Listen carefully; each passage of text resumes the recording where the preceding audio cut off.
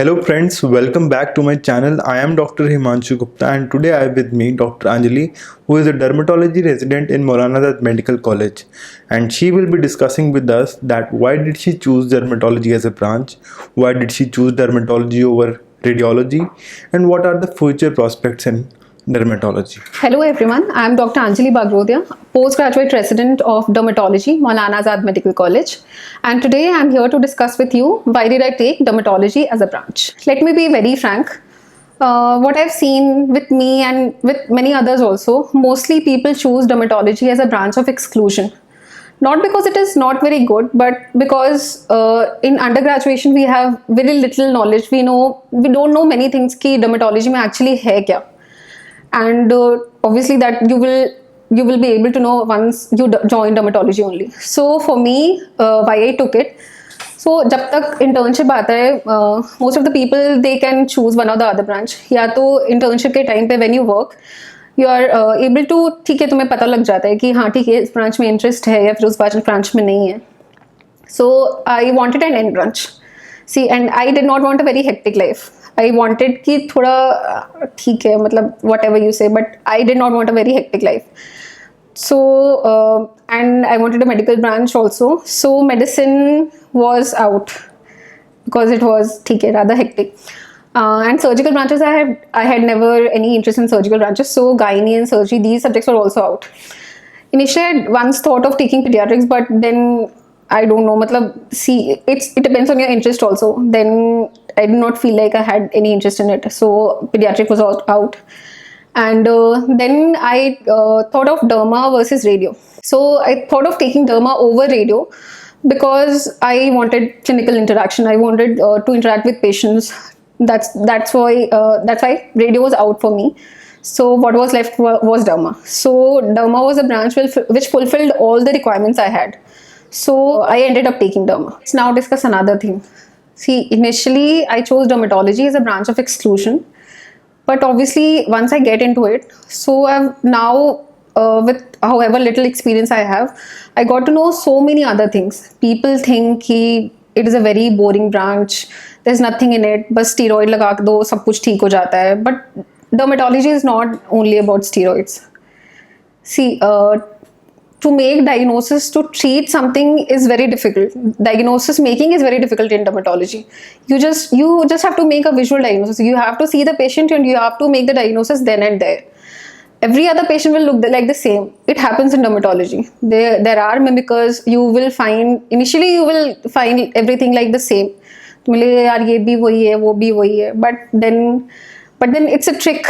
See, you have to see the eyes will see what the mind knows. As and when once you get to read more and more, then you will be able to see diagnosis. And in this respect, dermatology is very difficult. There are so many things in dermatology. For example, I will tell you what we have read till now. For example, for bullous pemphigoid, we have read it happens usually in older patients, and the patient will come with tense bullas. But as and when you will see more patients, you will realize it's not the case every time. Then there was a case in which the patient came with continuous itching for almost 2-3 months.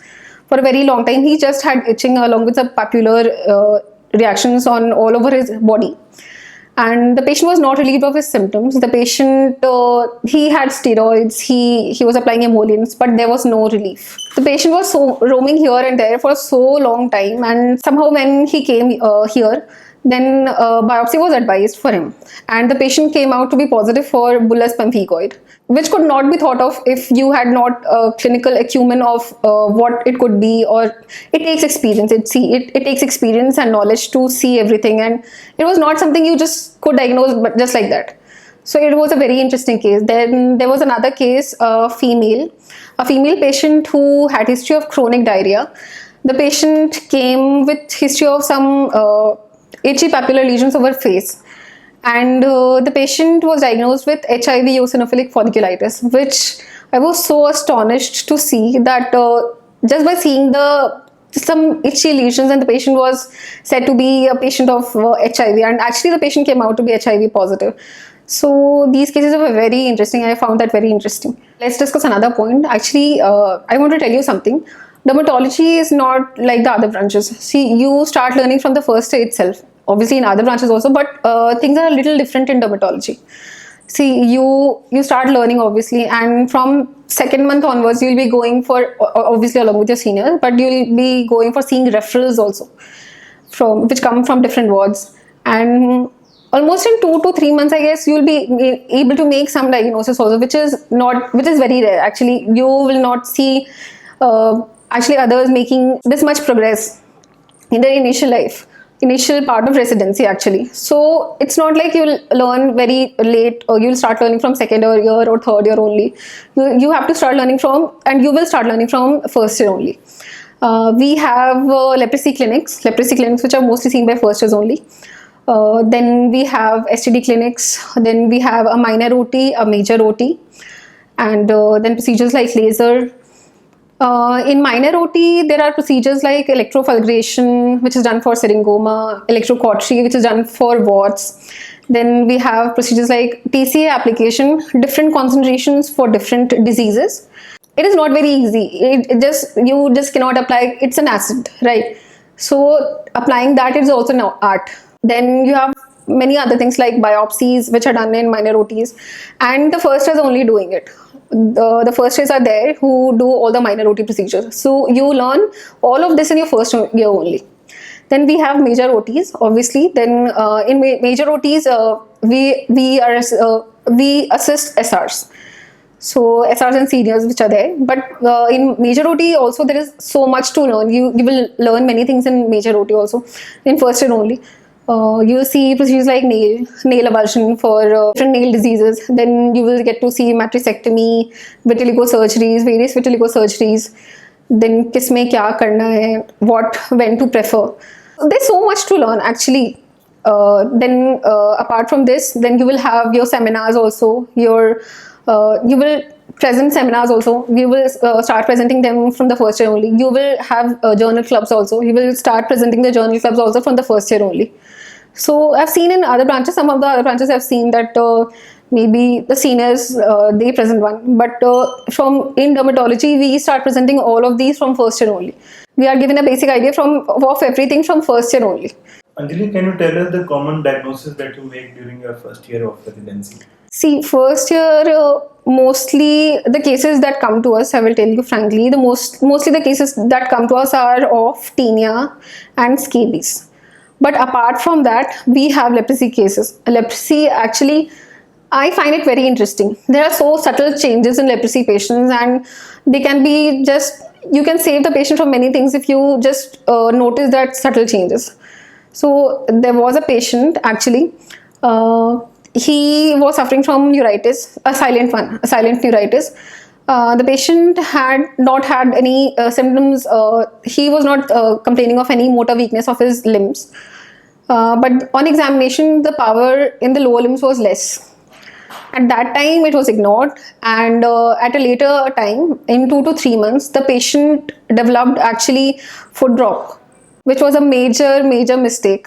So had it been dealt with initially only, then the patient could have been saved from such a grade 2 deformity, which was now irreversible. It is very interesting. Leprosy I find very interesting because there are so subtle changes you have to see, and you have to then find out कि हाँ ठीक है अभी क्या हो रहा है, या फिर what are the things you need to see. Dermatopath is a very integral part of clinical dermatology. As in, when most of the diagnoses they are made from pathology only. Even say if you have a non-healing lesion, or you are unable to make out on clinical basis that about the diagnosis, then obviously based on the differentials we go for a biopsy, and based on the pathology we make a diagnosis. So dermatopath is also a clinical, it's a part of dermatology actually, it's not different. So dermatopath is equally very interesting in dermatology. I find it as a very important part actually, to make diagnosis in dermatology and to read dermatology. I've also heard from seniors that dermatology can get boring with time. What do you say on that? See, if you don't read, it will get boring, to be very frank. If you will just keep thinking and keep sitting कि बस tinea, scabies और steroids से सब कुछ हो जाएगा, it's not so. There are so many things in dermatology we don't even know, because UG में we have We literally don't know anything. Once you enter dermatology, there are procedures to perform. You have so many things. The skin is the largest organ of the body, and you have so many things.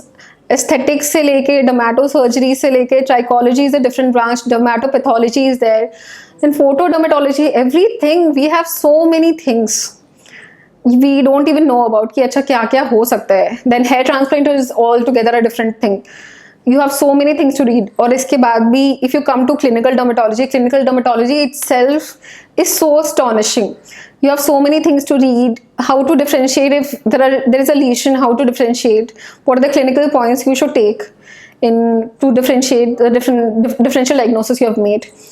So there are many things to actually learn, and it's just not about steroids. Seriously, once you start reading, you will get to know that it is seriously very interesting. So what are the options students have after doing third year PG? So talking about the options you have after doing your post-graduation, see, as we know, dermatology is an end branch. So you'll be able to learn mainly clinical dermatology, during your 3-year PG course. And apart from that, I've already told you about the minor and major OT procedures that you'll be learning. But I feel in the major OT, you will have your hands-on more once you complete your PG.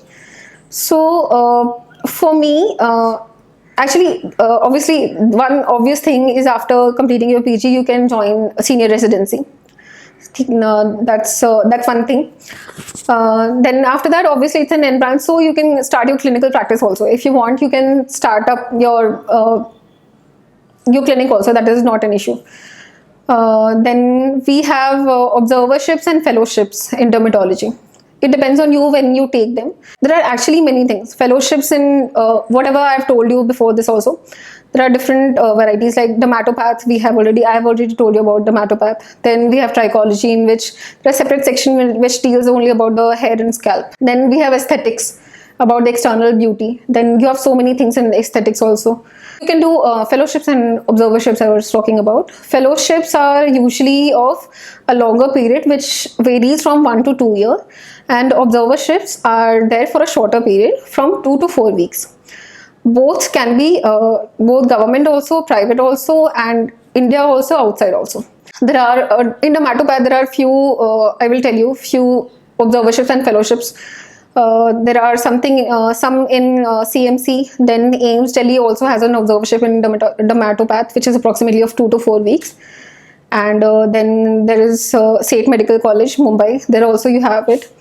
Then you have something like IDVL scholarships also for if you want to go abroad and learn it. Then actually you have many things. So after the person has done fellowship, he is just focusing on that particular aspect of that field, or he's practicing everything? See, whatever you focus on after you do fellowship in some particular thing, it's not like you'll be focusing on that only. Because clinical dermatology will always be a part of your practice. Whatever you practice, whichever stream you go, whichever fellowship you do, but clinical dermatology will always be a part. After that, it depends on you how much you want to, how much you want to do.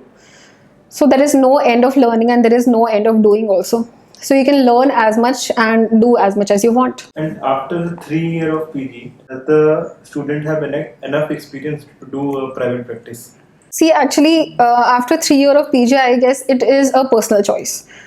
For me, I think after doing 3 years of PG, the clinical dermatology, no doubt you will learn. Actually, most of the things you will learn. But after that also, this is my personal choice. Maybe what works for me might not work for you. So for me, I think after doing 3 years of post-graduation, you should give a one year rest. 1 year rest, just don't start just like that. I feel you should learn something more in your senior residency. You should, for me, you should continue residency.